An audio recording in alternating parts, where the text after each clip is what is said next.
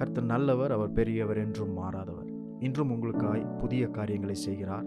தேவனுடைய கிரியைகளை உங்கள் வாழ்க்கையில் நடப்பிக்கிறார். அதிசயமான காரியங்களை செய்கிற தேவன் உங்களோடு கூட இருக்கிறார். இந்த நாளிலும் தேவனுடைய வார்த்தை நம்மிடத்தில் பேசும், நம்மை நடத்தி செல்லும். சங்கீதம் 111 அதிகாரம் 7-8 வசனங்கள் எப்படி படிக்கிறோம்? அவருடைய கரத்தின் கிரியைகள் சத்தியமும் நியாயமுமானவைகள், அவருடைய கட்டளைகள் எல்லாம் உண்மையானவைகள், அவைகள் என்றென்றைக்கும் உள்ள சதா காலங்களுக்கும் உறுதியானவைகள்.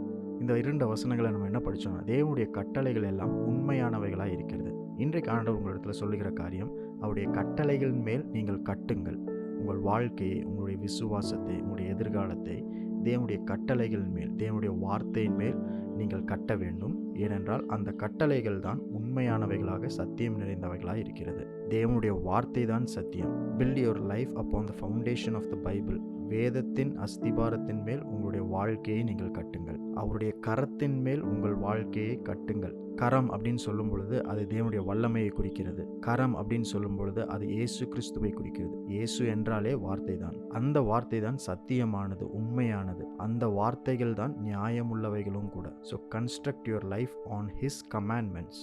அந்த வார்த்தைகள், சத்தியங்கள் சதா காலங்களுக்கும் உறுதியானவைகளாய் இருக்கிறது. அது என்றைக்கும் மாறாது. அஸ்திபாரம் திடமாக இருக்கும், உறுதியாக இருக்கும், நிச்சயமாக இருக்கும். இந்த உலகில் காணும் எதுவும் நிச்சயமானவைகள் அல்ல, எதுவும் உறுதியானவைகள் அல்ல. உங்களுடைய படிப்பு, உங்களுடைய வேலை, உங்களுடைய தொழில், மனிதர்களுடைய வார்த்தைகள், மனிதருடைய வாக்குறுதிகள், நம்முடைய வாழ்க்கை கூட உறுதியானவை அல்ல. But only the word of God is true.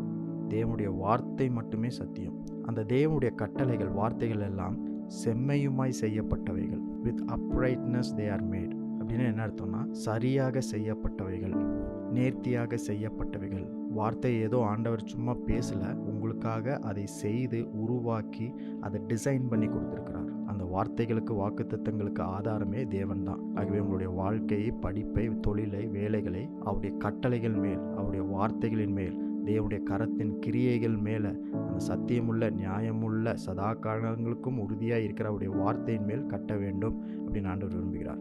இன்றைக்கும் உங்கள் வாழ்க்கையில் உங்களுடைய உறுதி, உங்களுடைய நம்பிக்கை வேறு ஏதாவது காரியத்தின் மேலே இருந்துச்சுன்னா அவைகளெல்லாம் நீங்கள் பார்க்க வேண்டாம். தேவனுடைய வார்த்தை என்ன சொல்லுதோ அதன் மேலே கட்டுங்க. அந்த கட்டிடம் உறுதியாக இருக்கும்.